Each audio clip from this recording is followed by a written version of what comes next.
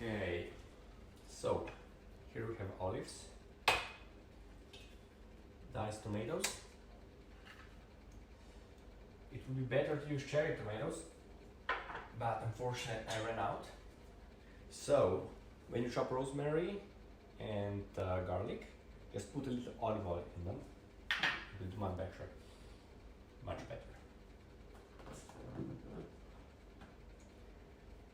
So this is the dough after 1 hour.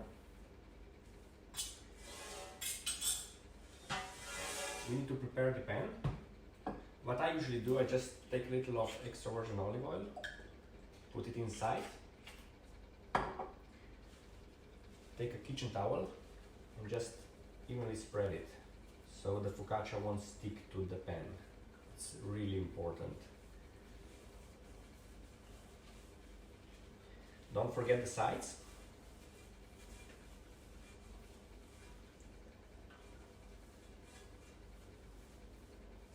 And after that, the best way to make it not stick is to use some polenta. It's just a regular polenta from the shop. Just take like some and spread it evenly, also on the sides. Okay, here we go. So now I take the dough out. It's important to keep the lid closed so the yeast can do its magic and like triples in size. So I just need to evenly spread it around and make it fit to the pan.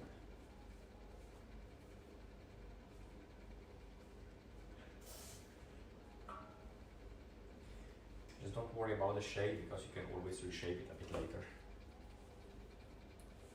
So, okay, here we go. So, put some olive oil on it. And then just use your fingers to squish it in a bit. Just make a little holes which will catch air later when you will leave it in hot again later. So, okay. Now we can take some tomatoes. Just spread them evenly on the focaccia. When it will grow now, the tomatoes will get eaten by the focaccia, so the end result will be like the tomatoes will be inside the focaccia.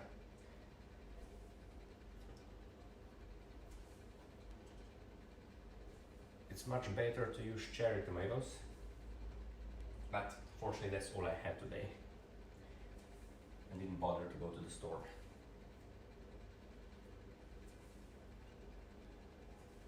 Alright, now let's take some garlic, which was dipped in olive oil before. All the spices should be dipped in olive oil or normal oil, because that way they won't burn as much when you cook the dough, or bake the dough, sorry. So this is my first cooking movie. I made it because I have a lot of friends to dinner often, and they always ask me, give me recipes, give me recipes, give me recipes. So this is one of the recipes. In fact, it's the first one.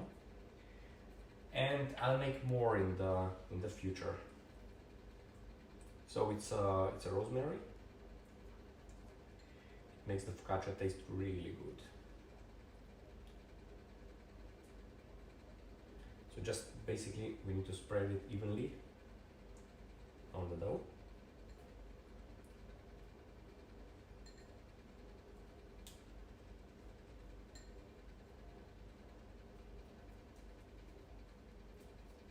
Okay, and now some olives.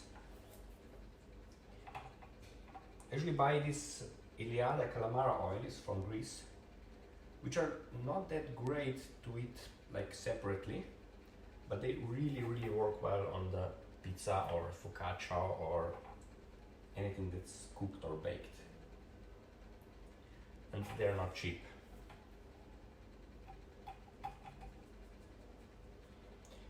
Okay, I'm out of it, so I need to take another can.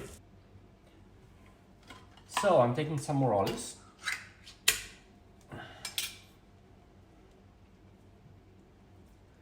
Everything looks like it's swimming in olive oil, but once the focaccia will grow and we will bake it, it will all go away and form a divine crusting taste. Like, unfortunately, you guys cannot try it over the internet. Okay, just maybe put some olives in the crust. Okay, so now basically what needs to be done is we take a kitchen cloth and wash it with warm water or hot water. So we need to create this extra moist and leave the focaccia grow for like 45 minutes to an hour. It should double in size. You can see here. The cloth is warm. It's important to use a fresh cloth because you don't want your focaccia tasting like detergent. Okay, just cover it up. Put it someplace warm. I put it on top of my wood stove, or maybe just somewhere warm. You can put it outside if it's summer. And let it rest for approximately 1 hour. And we'll be back in an hour and check what's going on. Francesca is my little kitchen aide. She helps me with my cooking always. And I just put the focaccia up here. There's like a vent coming from the wood fire stove. Francesca, what are you doing? And now I have about 1 hour time to clean my kitchen, which I already did. Okay, the focaccia was resting for about an hour. Okay, look at it grow. It like doubled in size. So what we do now is we take some salt. You don't have to go easy with the salt because it just loses itself. I don't know why, but in the end you can always add some salt later, but you cannot remove it later. But you can beautifully see how big it got and how it ate all the olives and almost all the tomatoes. So what we need to do now is put some more olive oil on it, just a little bit more. It will drink it up when while baking it, don't worry about it. You have to preheat the oven to approximately 210 degrees centigrade or 400 degrees Fahrenheit. What I do while I bake it is I just leave it on normal for like 10 to 15 minutes and then put it to fan mode. You can expect your focaccia to be done in 25 minutes, more or less. You just need to check it regularly and watch out that it doesn't burn. So this pan is not the correct size for this oven, but it fits in anyway. The oven is lit. Just take the focaccia very gently, you don't disturb it, and put it in. And set the timer to, let's say 25 minutes. And let's wait and follow and see how it goes. Okay, our focaccia is done. Let's see what happened. I checked a couple of times before. Oh, my glasses.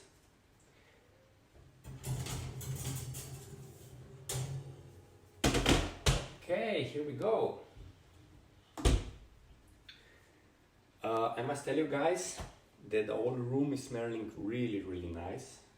And the focaccia looks awesome. So, let's take it to the pan. Here we go. Okay, it looks very, very, very nice. So what we need to do next is give it some olive oil. She's thirsty and she'll drink it all up. If you don't do that, it will be maybe a bit dry. But if you do that, it will drink it all up and it will be delicious. So that's it.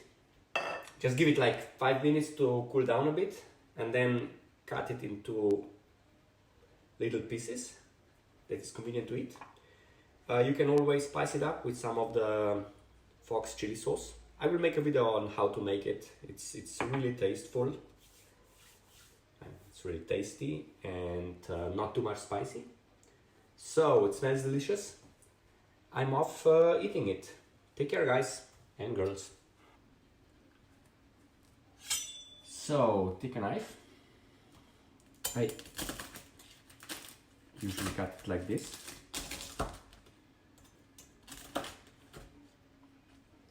And then like this. So let's give it a try.